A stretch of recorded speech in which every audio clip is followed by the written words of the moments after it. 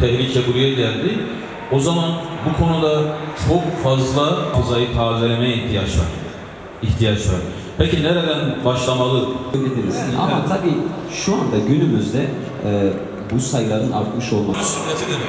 Peki gelenek zayıfladığı zaman ne zayıflıyor o zaman? Bir Müslüman. Bismillahirrahmanirrahim. Evet, misafirlerimiz, hoş geldiniz.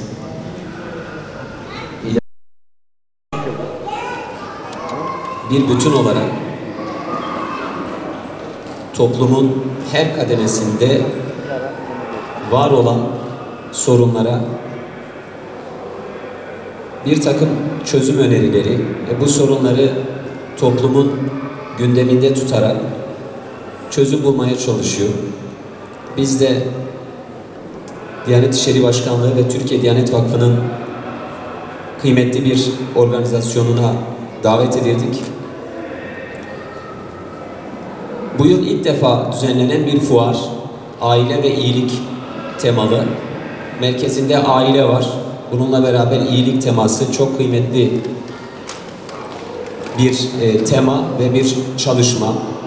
Açıkçası ilk olması nedeniyle hem STK'lar, sivil toplum kuruluşları, hem organizasyon ekibindeki arkadaşlarımız çok heyecanlı, çok da verimli geçeceğine inanarak çalışmalar içine girdik. Biz de Merkezi Diyarbakır olarak katılıyoruz bu fuara. 50'ye yakın ilde, ilçelerde temsilciliklerimiz var. 2024 ve 25 yılları içerisinde 60'a yakın seminer verdik. Ailem cennetim olsun temasıyla. Bununla beraber lise gençliği, ortaokul gençliğine yönelik projelerimiz.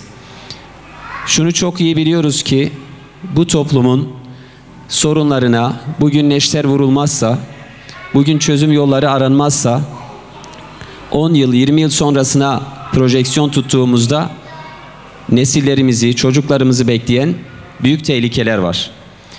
Biz de bu fuara bu bilinçle katıldık. Ve bugün de kıymetli eğitimci ve yazar Sayın Özkan Yaman hocamızı fuarda misafir ettik, sizlerle buluşturduk. Rahmet ikliminde aile düşlerken temasını seçti kıymetli hocamız. Öncelikle kendisine hoş geldiniz diyoruz. Bismillahirrahmanirrahim. Elhamdülillahi Rabbil alemin ve salatu ve selamu ala Resulina Muhammed ve ala alihi ve sahbihi ecma'in.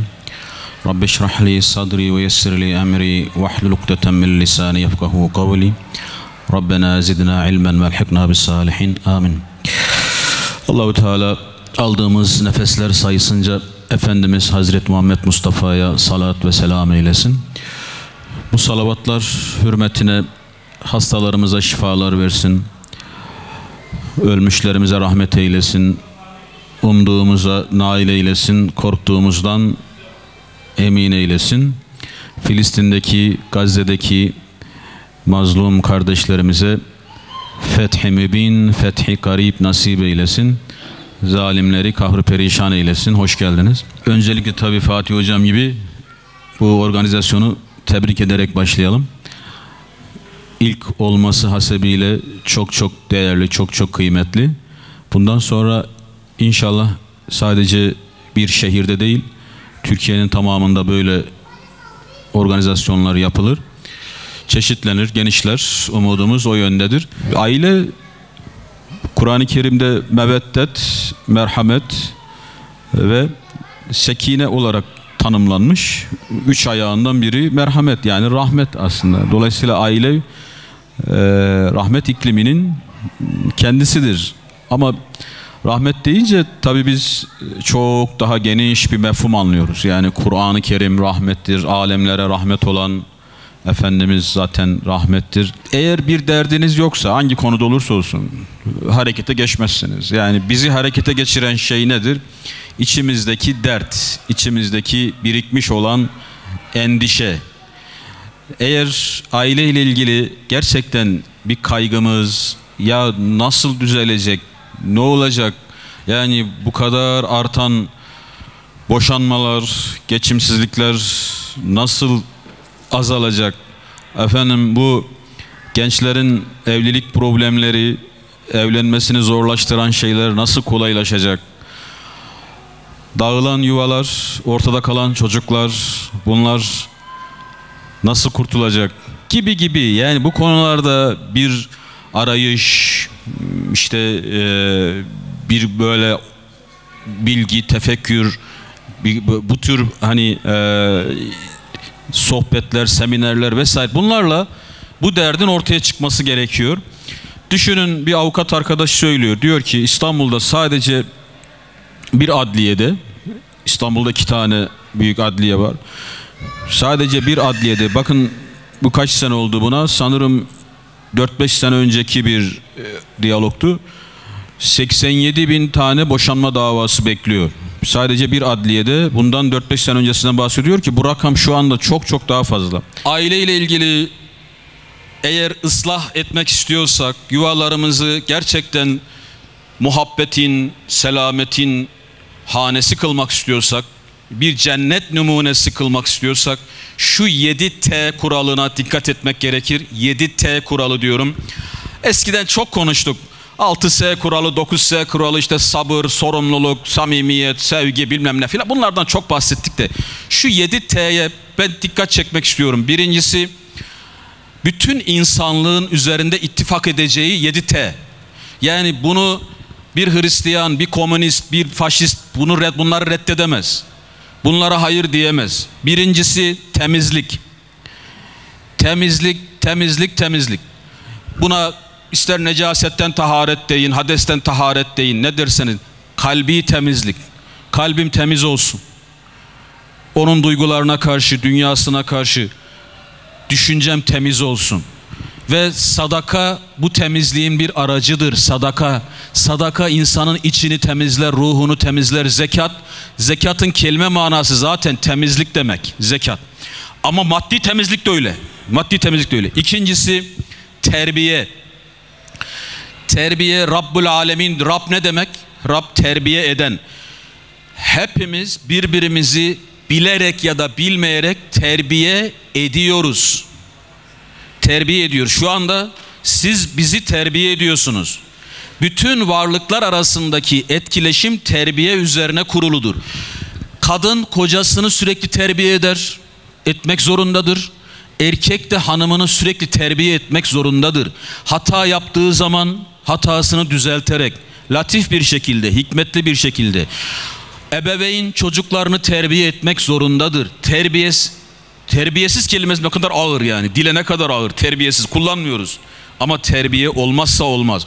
Üçüncüsü temsil. Ne demek temsil? Ya biz bir medeniyeti temsil ediyoruz. Biz bir dini temsil ediyoruz. Biz bir cemaati, bir camiayı temsil ediyoruz. Ben rastgele davranamam. Ben bir filan aileyi temsil ediyorum. Ben insanlığı, yani rastgele davranma lüksüm yok. Bir yere aitiz biz. Bir şeyin bir parçasıyız. Biz rastgele biten bir ot değiliz. Birinin çocuğuyuz. Bir camianın ferdiyiz. Bir Kur'an'ın, bir İslam'ın temsilcileriyiz biz. Bizim rastgele davranma lüksümüz yok.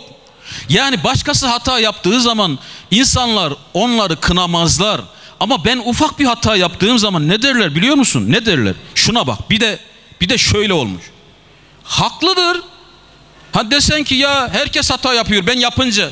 Yapmayacaksın kardeşim. Yapmamaya çalışacaksın yani. Temsil. Bakın biz bir davayı temsil ediyoruz. Diğeri, 3 oldu herhalde. Dördüncüsü, bakın teşhis. Ne demek teşhis? Biz sürekli kendimizi tanımak zorundayız. Ya ben kimim? Ben Allah'ın kuluyum. Aciz, zayıf bir varlığım. Ben kulluk etmek zorundayım. Kendimi tanıyayım. Kadını tanımak zorundayız. Eşimizi tanımak zorundayız. Ya bu eşim neyi sever? Bu eşim neye ilgi gösterir? Eşimin huyu nedir, suyu nedir? Bunları bakın teşhis önemli. Diğer bir madde, evet tedbir. Tedbir almak zorunda. Tedbir derken akıl, zaten ne diyor hadis-i şerifte? Tedbir gibi akıl yoktur. Tedbir gibi. Ya dilime dikkat edeceğim, dilime. Dilimle ilgili tedbir alacağım. Okuyacağım, bilgime, hafızama dikkat edeceğim, bilgilerimi tazeleyeceğim, tedbir alacağım. Haramlardan uzak durarak, Haramlardan, günahlardan uzak durarak tedbir alacağım. 6'ya geç. Tutarlılık. Tutarlılık. Bakın, dinler niçin vardır biliyor musun? Dinler tabilerini tutarlı yapmak için vardır. Çelişkiden uzaklaştırmak için vardır. Eğer benim hayatımda çelişkiler çoksa ben imandan uzaklaşmışım demektir. Çelişkileri azaltacağım. Ne demek çelişkileri azaltmak? Ya benim sözümle amelim birbirine uyacak. Söylediklerimle yaptıklarım birbiriyle tutarlı olacak. Dünyam, ahiretim tutarlı olacak. Hareketlerim, yani evdeyken farklı, buradayken farklı, işte çocuğuna farklı, şuna farklı, böyle tutarlı olacak. Ve sonuncusu da tartmak, takdir etmek, tartmak. Hepimiz ölçüp biçiyoruz. Hepimiz bir şeylere not veriyoruz, değerlendiriyoruz. Ama neye göre tartacağız? Bizim ölçümüz nedir? Bizim ölçümüz ahlaktır, edeptir, Kur'an'dır, sünnettir. Ona göre ölçeceğiz, ona göre tartacağız, takdir edeceğiz. Takdir etmek derken hani seni takdir ediyorum bu manada, evet, bu da anlaşılır. Ama her zaman doğru tartacağız, doğru ölçeceğiz, doğru teraziyle tartacağız. İşte filan kimseler şöyle, beni ilgilendirmiyor kardeşim. Batılılar, şunlar bunlar böyle, ben neye göre neye bakarım ben? Neye bakarım? Allah Resulü bunu tavsiye etmiş mi, etmemiş mi? Bu bizim fıkhımızda, bu bizim geleneğimizde var mı, yok mu? Buna bakın. Yani İslami geleneğimizde. Bitti. Ben bu konuda çok dertliyim. Belki çok konuştuğum için oluyor. Böyle çok dertli konuşunca da hocam siz evde ne yaşıyorsunuz? Yani ya bu gariban adamı evde ne yapıyorlarsa geliyor burada içini döküyor falan gibi anlaşılıyor. Öyle de anlaşılsın, sorun yok. Elhamdülillah öyle bir dert, öyle bir sıkıntımız yok. Ama şunu söyleyeyim. Az önce bir ayet dedim ya, hani bu ayet ne dedi?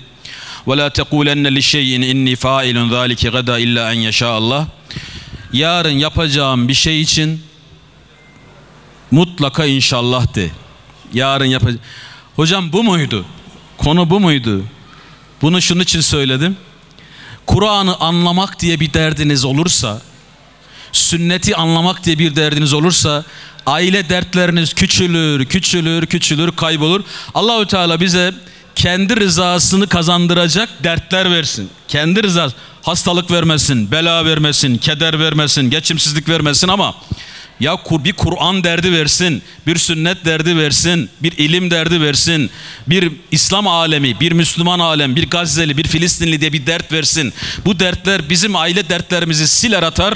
Allahu Teala mutlu, huzurlu yuvalar nasip eylesin, dertsiz yuvalar nasip eylesin. Evet, selamünaleyküm. Ben de öncelikle Uluslararası Aile Fuarı'na siz değerli misafirlerimizin katılımından dolayı çok teşekkürlerimi ifade etmek istiyorum. Ayrıca yine Uluslararası Aile Fuarı'na İdeal Eğitim Vakfı olarak hocalarımın, vakfımızın katılması bizleri çok mutlu etti. Çok teşekkür ediyorum onlara. Ve yine İdeal Eğitim Vakfı olarak bizi kıymetli hocamla bir araya getirdi. Rahmet ikliminde aileyi konuştuk. Bu güzel program için de hocamıza teşekkürlerimi sunuyorum. Hepinize de ayrıca çok teşekkür ediyorum. Aile varsa iyilik var inşallah. İyiliği hakim kılmak adına ailelerimize sahip çıkacağız. Ailelerimizi güçlendireceğiz. Çünkü biz ailelerimiz olursa güçlü oluruz, Türkiye oluruz, güçlü Türkiye oluruz inşallah. Çok teşekkür ediyorum, saygılar sunuyorum. Sağ olun, var olun. Günün anısına da kıymetli hocam şöyle, ya Şafi. Çok teşekkür ederim. Teşekkür ederim. Sağ olasın.